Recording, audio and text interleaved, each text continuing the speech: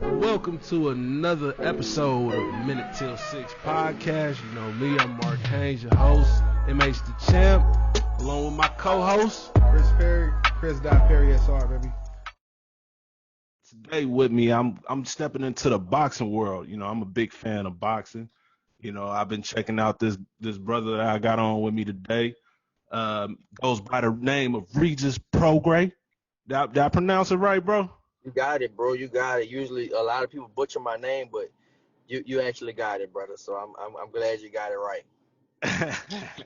Yeah, man. I was working. I seen it earlier. I was like, hold on. I think that IS is silent. Right. You got it. You got it. Hey, so man, tell me how soon and how early did you get into boxing? We like to start at the beginning when we talk to people. Well, I got to start off with, bro. I was always a rough person growing up, bro. To be honest, I fought. You know, I'm from New Orleans. You know what I'm saying? I'm in New Orleans right now, but I'm from New Orleans, and I just grew up fighting. You know, so I was always rough. I played every sport. You know, all the rough sports. You know, like the football, I did karate, basketball. I did a little bit of soccer, played baseball. I did everything. But then I just love fighting, you know, like even when I was young. So you know, I don't want to keep, you know, since my time is limited, I don't want to go too much in depth, but most people know about like my whole football story, you know. So I was in high school, I played football, and in the 10th grade, like when I was going to McDonald's 35, we were always getting the gloves. We would like all the football players were getting the gloves and stuff.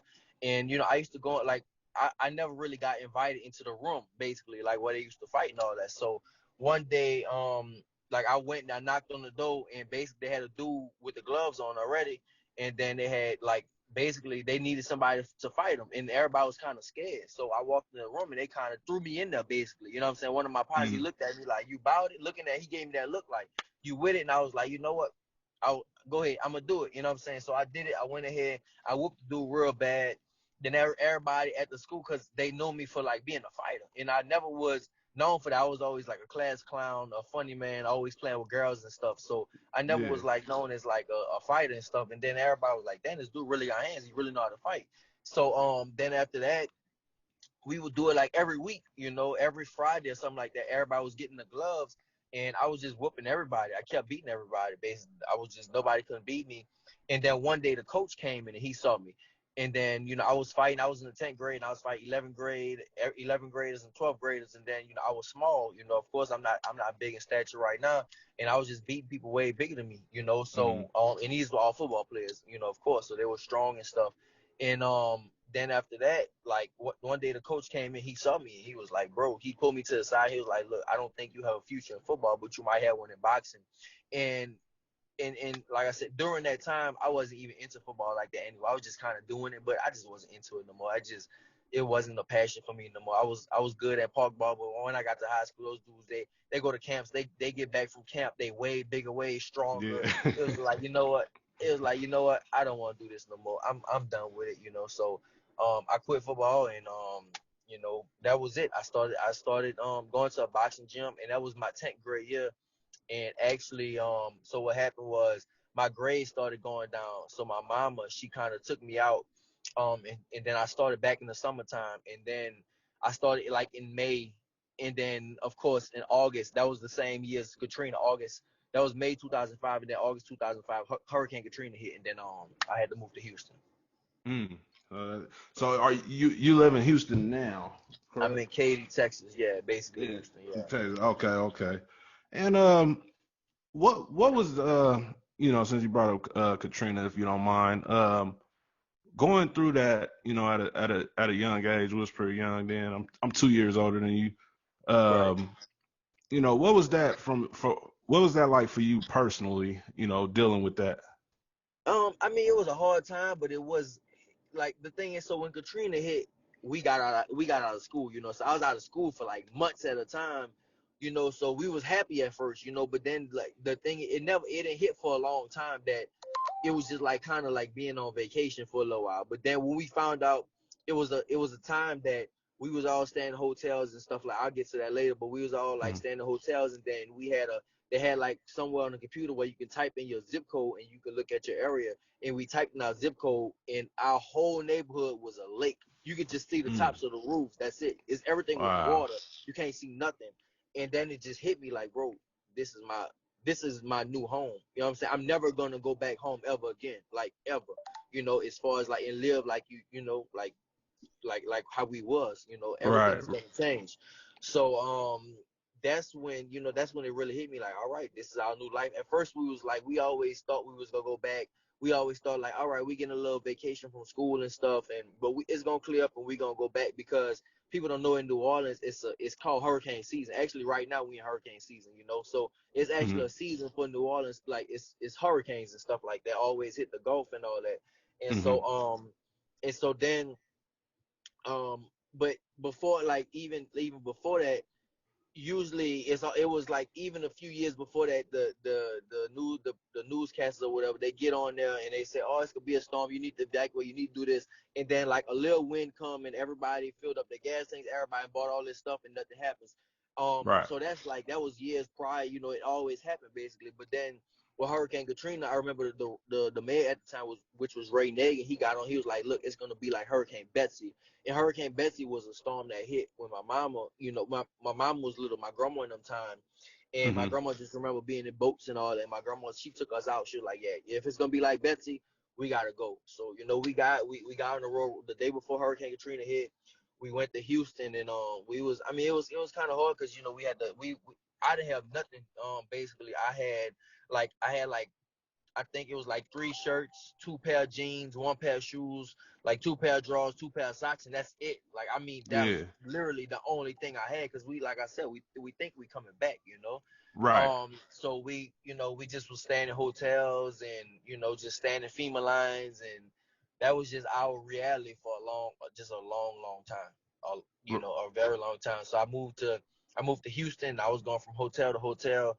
Then I went to after that, I went to I think Slidell. Then I went to Mississippi. Then I went back to Houston, and then that's when I stayed in Houston. Got you. Got you. So that I'm sure that was not only a scary, tragic, experience, but it like I want to fast forward a little bit, to your recent decision that you just lost in your fight against Josh Taylor. Right, Not go. I asked you a little bit more about the actual fight, but I wanted to, right. the your response in your post fight interview was very humble. It was like you wasn't even bothered. Is Right. being going through what you went through, is that a part of why to take a big loss like that, Yeah. it didn't really seem like it got you down. You know what? It's just like, what can you do? Like it was a close fight, and to be honest, man, I still thought I won the fight. Like it was a very, very close fight. A lot of people thought I won the fight. He won. It was in his country. I just felt like I came out like a soldier. At the end of the day, I still felt like I came out like a soldier because I went over there. It was 20,000 people in the stands. Now, Yeah. 20,000 people is a lot of people. People here don't even do that. If you compare that, like the Deontay Wilder and the Fury fight in Las Vegas, I was at that fight and it was like 18,000 people. So we had Hmm. 20,000 people in the stands, and I was in a different country, a foreign country. All these people, 20,000 people against me. So I just felt like, listen, if I would have been here, and I won't say the judges cheated me, and I would never say that the judges cheated me, but it was a close fight. But I still felt like I won. I did the Right. most damage.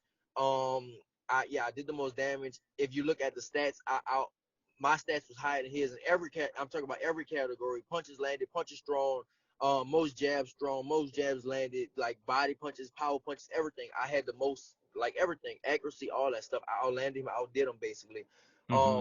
But it was a close fight, and at the end of the day, you can't complain, and it was his night. Sometimes you can't go against like basically destiny. It was his night that night, and after the fight, like when before I even heard the judges' scorecards, my trainer told me, he was like, all right, he got the fight, and that it just hit me like, you know what, it's his night. I can't do nothing Hmm. about it. It's his night. I can get out there and complain. They robbed me. They cheated me. I'm in a different country. I could have said all that, but it's no point. Like I went out there. I gave what I had to. I gave it what I had to give. Give him my all. He gave it his all. It was a very, very close fight. He won the fight, and you know, it is what it is. But it only makes me stronger. Like that's the main thing for me. It only makes me stronger, and that's kind of how I look at it. Right. Yeah. So, because we'll come back to the fight. We'll come back to that. But with with everything going on now in the country, in the world, actually during COVID, man, how have you been, staying sane, staying, you know, in shape and prepared for your next, your next go around? All right. Well, the thing is, man, I've been training nonstop constantly.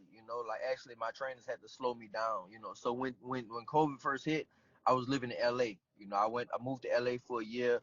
Absolutely loved it. It was felt like I lived on vacation. I love living in LA. But I had to move back. I moved back to Houston, because it's just like my work is in Houston. Work time is in Houston. When I lived in LA, I felt like, like I live on vacation, and I know I had to self reflect and feel like, I don't need to feel like this. I cannot feel like I live on vacation right now. I need to feel like I'm in training camp, and that was my whole thing in Houston. So, anyways, to get back to the point. So since I moved from LA, I went back to Texas, and I've been training nonstop, man. I've been training nonstop. I actually got a fight coming up. I can't really give the details right now because they want the network to do that. So Hmm. just kind of stay tuned to my whatever Instagram and social media and all that type of stuff. Um, but my trainers told me, slow down. So for the last like 2 weeks, I've been just chilling out and just kind of watching my weight and just cooling out right now because I've been training. I actually been training too much, basically. Got So you. Yeah. so. Mm. And that was actually gonna be my next question. When you have a fight, coming up and you got a fight scheduled, what changes do you have to make? 'Cause we know you got, you do 3, maybe 4 days and stuff like that. But when do you crank it up and when do you turn it down? So I crank it up about 6 to 8 weeks before the fight. That's when I crank it up. So you talk about 3 times a day. I train about 3 times a day, 3 times a day every day, Monday through Saturday, and just nonstop gruesome training. And but like right now, like not right now because I've been chilling before the fight and stuff, but. Hmm. When I was training, I'll train like one. I still train like once a day, but even with that once a day, I was training like 2, 3 hours, which is a lot, Because when I train, I'm really training. I go and no matter if I have a fight or not, I still bust my ass and I still do what I gotta do. But as far as yeah, when training camp start, yeah, it's gruesome and it's really hard and it's 3 times a day. Hmm. What's your because your fight weight, you're at 135, right? Fight at 140, super lightweight. 140, yeah, 140. Right. What's your normal walk around weight? I never I got above usually like 157 to 160. Right, but one time before I got up to like 160, I think 6 or 167 before. But that was like real heavy for me. But like right now, Mhm. actually probably smaller right now because I adjusted my diet a little bit. But yeah, from like 150, say like 155 to like 162, 163. That's like my walk Mhm. around weight. Is that weight when you do your weight cut? Is that tough or is it come pretty easy to you? It's always gonna be tough. It's getting easier. To be honest, it's really getting easier for me now. I'm getting older and I'm just knowing how to do it. That's the main thing. Right now, I'm getting older, but I'm just learning how my body works and stuff. When I was younger, I could sit in the sauna for 3 hours a day and Yeah. lose 20 pounds and something in a day. Or lose in one sitting, I might lose 10 pounds or something like that. But Yeah. now I know I can't do that no more, and I have to control my eating and stuff and now I really know how to do it. So my last 2 fights, it really been like I've been just on point all the way. Hmm. Hmm. And with going into fights, there's a lot of business you gotta take care of and decisions you gotta make. Right. Um, like with you got I talked to another boxer, his name is Blake Mickerman, who's in that Mike Tyson Roy Jones card.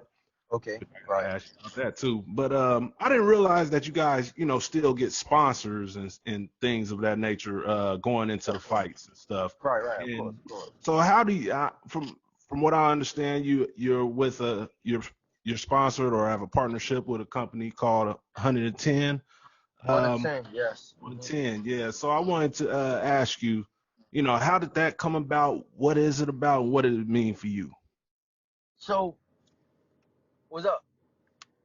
So with that, like first off, is like a friend of mine, and she kind of gave me the idea about the whole 110 thing and like the fundraise for the kids and stuff, and that's kind of like just what I'm about, I'm all about helping the kids and stuff and just like she said, she want to do the fundraiser stuff, and 50% of the proceeds will go to the organization she's trying to help out, and using basically our platform. So I kind of partnered with her, and I just thought it was, I thought it was a real good idea. And like I said, first off, it's just like it was like a friend of mine. And Hmm. now, we partnered on, so we're gonna start partnering on some things. And I just, I feel like I have a good feeling about it, and that's why I feel like it's gonna really take off. Right, right, right, right. And yeah, that's same with me. I'm huge on, doing things for the youth, and you know trying to make sure that we have our kids, and I don't know if you have kids or not, but our kids. I got two of them already, two and Oh, one on the way. oh man, congrats, congrats. Yes, thank you, bro. And they the future, so we want to make sure that they're supported in the way they need to be, and whatnot. So when I heard about 110 and you, I was like, yeah, that's dope. I definitely want to talk about it. Right, I'm a African American man, and in today's times, it's crazy, and right, the youth need a lot of support, especially exactly, right, right. stars like yourself. What is it like for you when you're around kids in New Orleans and stuff, and even if it's just family and all. I mean, I want to be inspiration, bro. Like that's the main thing, like for me, and that's why same thing. Why when Megan told me about the 110 thing, that's why I want to. I was like, I'll be a part of it because of the kids, because I know it's just the inspiration. I want to inspire the kids. I didn't have that growing up in New Orleans. I Hmm. didn't have that. Basically like, I didn't see, I can touch somebody personally that did what I did. I had to go way to Houston and train next to Holyfield and all those people because as a boxer, as a fighter, I didn't have that growing up.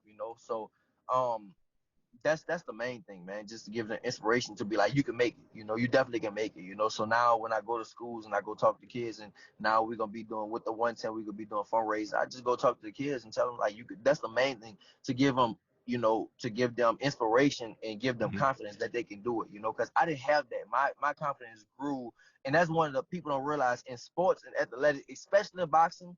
Your confidence is one of the main things. You can't go into the ring and thinking you're gonna lose. You gotta go into the ring thinking like, this dude can't mess with me. Like, it's no way this dude can mess with me. That's how your mindset gotta be. And so I didn't have that coming up. I didn't have that. I didn't, and I got it little by little by little. So when you got somebody that has it and you can touch them and you can feel them and you can really be there with them, it definitely makes a big difference.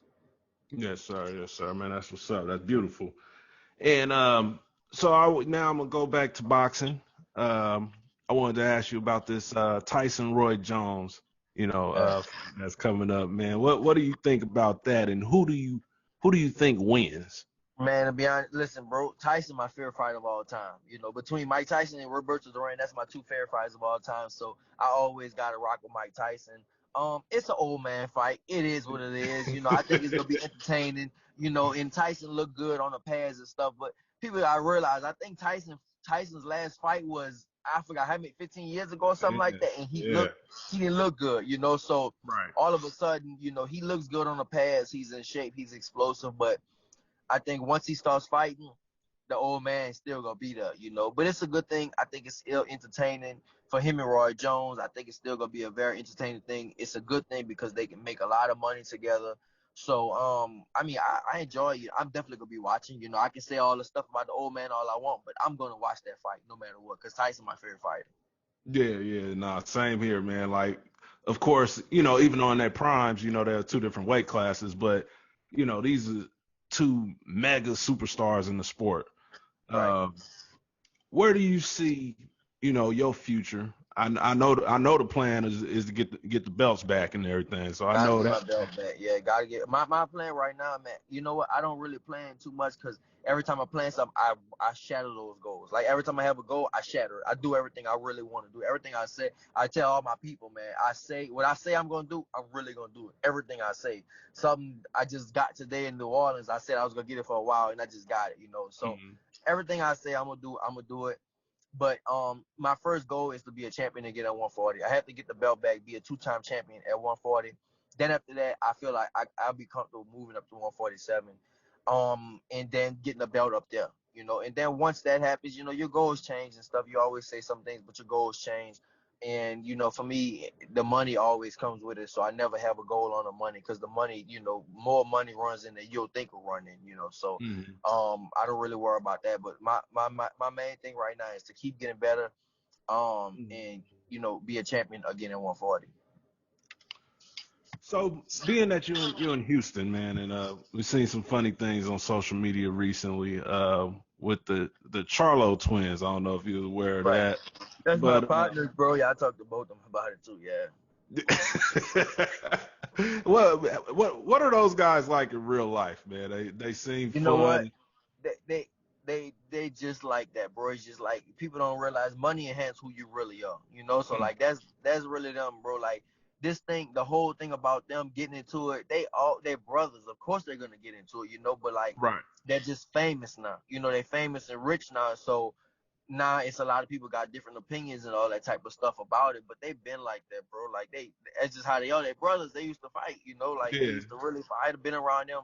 They fight and fist fighting and stuff in the house, and with their older brother, So that's just how they are. They just, that's them. But it's just other people, both of them got other people around them, so they kind of got inputs and they say things. But at the end of the day, bro, they still brothers. They love each other. And that's why a lot of people shouldn't get into that, bro, because they're brothers, and that's just how Right. they are. Like Yeah. I've been around them for a long time. Jamal and Mel, they always get into it with each other, But now they just famous, so famous and making a lot of money, and so they like, I feel like they competing. Sometimes they might compete with each other, but for me, it's no competition, bro. It's your brothers. You know what I'm saying? Y'all Yeah. the same, So and both of them is very close with their mama, with their older brother. They all close with their mama, so I'm pretty sure their mama had to. I think they cool with each other now. I'm pretty sure their mama was like, "Boy, y'all better stop. Cut it out. Don't tell your brother. Don't tell your brother sorry. Y'all better stop." And I'm pretty sure that's who put an end to that. Yeah, nah, my brother, his name is Chris Haynes. He worked with Yahoo Sports and TNT down in that NBA Right. bubble. And we don't have our arguments and disputes on the internet. Well, we Right. haven't yet, at least. But yeah, like you said, we brothers. Right. We get into it all the time. They just happen to be Yeah. famous boxers and all. Right. And That's all, bro. Yeah, they brothers, bro. so when let's fast forward 10 years from now. Right. Where is Regis 10 years from now? Oh man, that's a long way, man. That's a long way. For me, I can't even plan my next day. It's a very, very long way for me, man. I'll have everything I ever wanted. Probably my kids will be set for life. I'll have, just a lot of different things. I'll be a legend. I'll definitely be a legend in boxing. Hopefully I'll be retired in 10 years. I'm 31 right now, so you talk about 41. Hopefully I'll be retired. You never know, because it's Yeah. just about the itch. Everybody get the itch to keep going and stuff. So, yeah, man, I know I'll be a legend.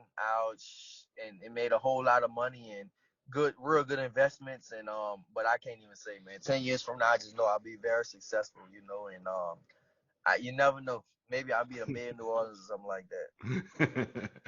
Yeah, I'll try to ask little funny questions here and there. But Right. going back to boxing and your style, where does your style come from? Do you kind of train and try to take things from a certain person, or does it come from a lot of people? It's a lot of people. Excuse me. It's what the hell is that? No, it's my bad. My partner's outside, bro. But it's a whole lot of people, man. It's like. So I'm a student of the game, man. I've been watching boxing for years now. I've been studying. First up, it was Mike Tyson, and then you talk about like a Pernell Whitaker, and I watch Duran a lot, Marvin Hagler, all the southpaws like Irizlani, Laura, and Rigondeaux, and it's just a lot of people, man. I just like looking at all those fighters and stuff. But the main thing I'm working on now is being me. That's the main thing, because you can't be nobody else in the ring, and I always had a problem with that. I always would try to be somebody else, but when I'm Right. just me and I'm flowing, I can't be beaten, bro. I can't be stopped. But I try to just look at other people like, oh, that'll work for me, and I'm gonna be just like them. But it's just, you could do some things, you could take some things people do, other people do, but at the end of the day, you gotta be you. Right. So now, what I've been watching more is just myself. I watch a bunch of boxing. I'm a southpaw, so as a southpaw fighter, the best person to watch ever is like Pernell Whitaker. That's like southpaw boxing at its finest. And I even you can look at Manny Pacquiao, but he's just a special type person, and it's hard to fight like him and stuff. But as far as my style, it's more like a Pernell Whitaker and like a Duran, Roberto Duran. And Mm-hmm. I watch them, but at the same time, I start watching me more than anything because I just gotta be me. Right. Right. Makes sense. Makes sense. And I was just looking at some of your highlights earlier today. Um, and when you knock down people or knock out people, what's a better feeling to knock somebody out with a headshot or a body shot? That body, that body, man, that body. Because when you hit somebody in the body, bro, they not gonna get up. You can When you Mm, hit somebody in the head. I mean, just think about it, right? What's harder, the skull or the stomach? true. The skull, True. right? So Yeah. when you hit somebody in that stomach, bro, no matter, bro, it just like it's certain place that doesn't have no muscle around it. So if you hit them at the right time, it's just nothing they can do about it, unless they just mentally tough to take it basically. But Yeah. oh man, the body is always better than the head for sure. Yeah, because I was who is it? It was it Velasquez or Velasco that But you let's knocked. go, but let's go. Yeah, Right, Velasco, you knocked down about 3 times with body shots. In your right. head after the first one, though, are you like, I'm about to hit that same shot again? I Like, how? already knew. Yeah, I knew his body was weak, so it's just like, all right, I'm gonna keep hitting it. His Mm-hmm. body weak, like, all right, let's keep hitting him in the stomach. Just keep hitting him in the stomach. He can't take it. Because a lot of people can take headshots. You go to Mexicans and stuff, they can take headshots and stuff, but those body shots, them dudes can't take that. All right, I'm gonna let you get out of here in a minute, man. But let's go back to the Josh Taylor fight. I seen one of your interviews where people were saying that you slowed down, like you got tired or whatever, and whatnot. Um, how much does, like you said, you beat them on the scorecard, virtually everywhere. Right, right. How much does body language hurt you in a A decision? lot, a lot. It's just, yeah. But the thing is, I came back. The last 3 rounds, I came in strong. So I know. That's why I felt like I wanted to fight because the first rounds I came out, moving and hitting them and stuff. Then I know I gave up the middle rounds for sure. I know I gave up those middle rounds. But then I watched the fight myself, and it's still the middle rounds was close too. But then I Hmm. came on real strong those last 3 rounds. So yeah, body language is a big part, man. Because the judge, when it's a close fight, the judge is looking at, all right, who's losing. If I can't tell who's losing by the punches, I gotta tell on who's losing by who feels like they're losing. So that definitely plays a big part. Um, Hmm. so like I said, I know I give the middle rounds, man. I let them hit on me, and it was kind of a stupid tactic. It was just like in the middle of the fight, I was just like whatever. I was kind of Hmm. like whatever, and then I don't know. It's just a feeling. I felt like, all right, I don't care, whatever. I don't care about this fight. But Hmm. then my trainer, after I think the 8th or 9th round, my trainer was like, bro, that's a lot of hardware you gonna let go, man. Look at all this hardware. Then I was just like, you know what, you're right. I got him. Let me get him. And then I went out there strong. But yeah, I should just pick that up basically early in the fight. Hmm.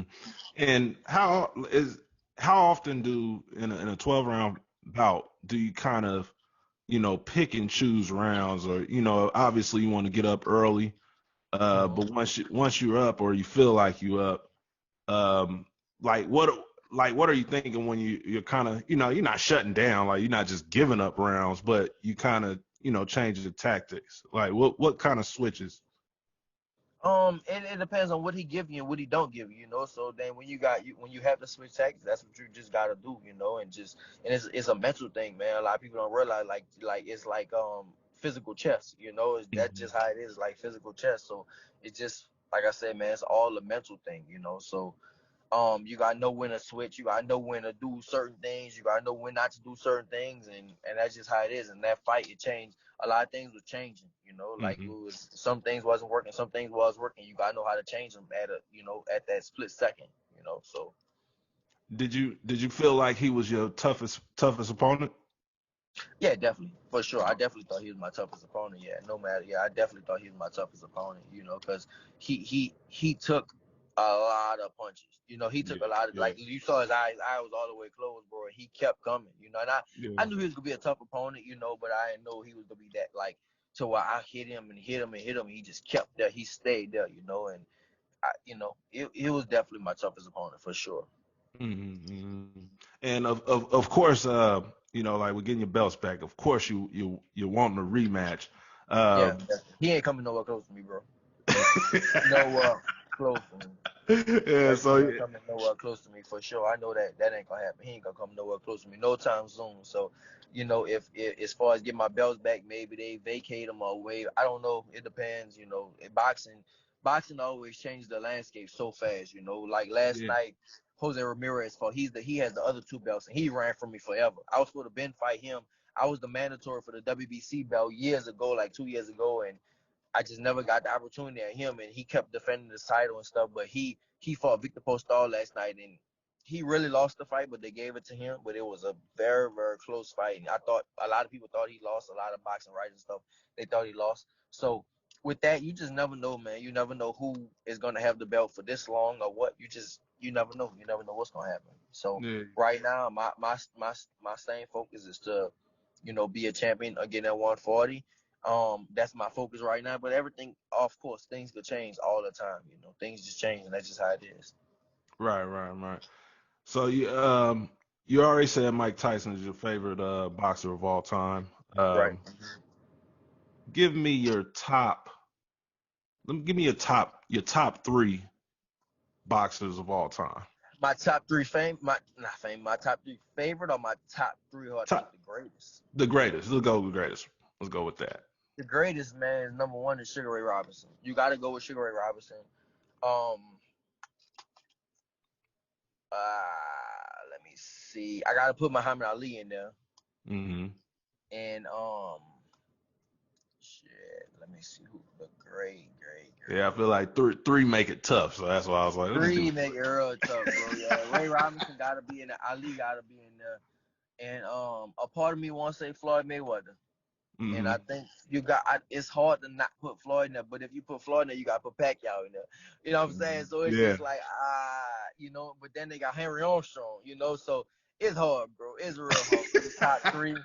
I can't even do three, bro. I got to do a five because it's just like, it's so hard, bro. It's so many great, great, great fighters. But number one is for me is Sugar Ray Robinson. And then So, you gotta have Ali. It's Ali, so you gotta have Ali in the top three. No matter who you are, you gotta have Ali in that top three. mm, And Ray Robinson. So it's all about putting that last person in there. So you know what? I'm gonna go with this generation. I'm gonna say Floyd Mayweather. Floyd Mayweather. All right. We go. Oh, that's solid, man. You can't go wrong with them three. You can't go wrong Right, with them three. That's like I gotta different say that. generations as well. Like each Right, generation. Yeah. right, exactly. Would you would you be my last question before you get you out of here? Would you be interested in seeing an old man fight? Well, I don't even know if they ain't even considered old man yet, but an OG fight between Mayweather and Pacquiao again.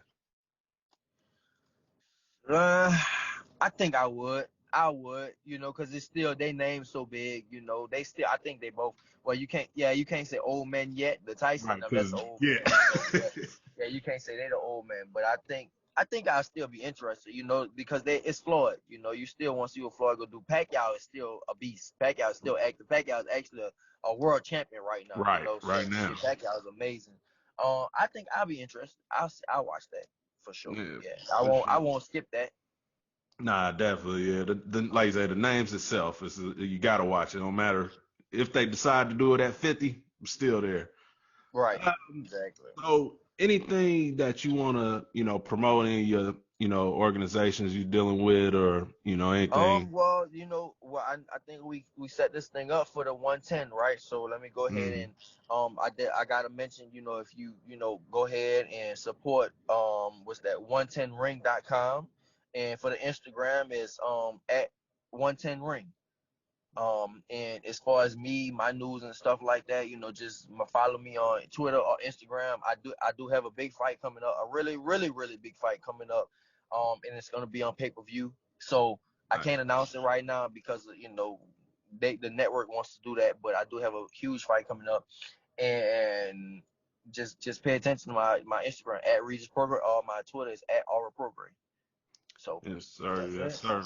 Hey, man, but I appreciate you, taking time out your day, to chop it up with me, man. I know you, short on time right now, and Right. I hope everything is, goes well with, family and, your career and everything. I'll be in Right. touch with you and, following you, of course. And if you ever need anything on my end, man, let me know. I bet, bro. Thanks, brother. All right, y'all. And once again, this is a Minute Till 6 podcast. I'm your host, Mark Haynes, signing off with Regis Prograis. Stay tuned.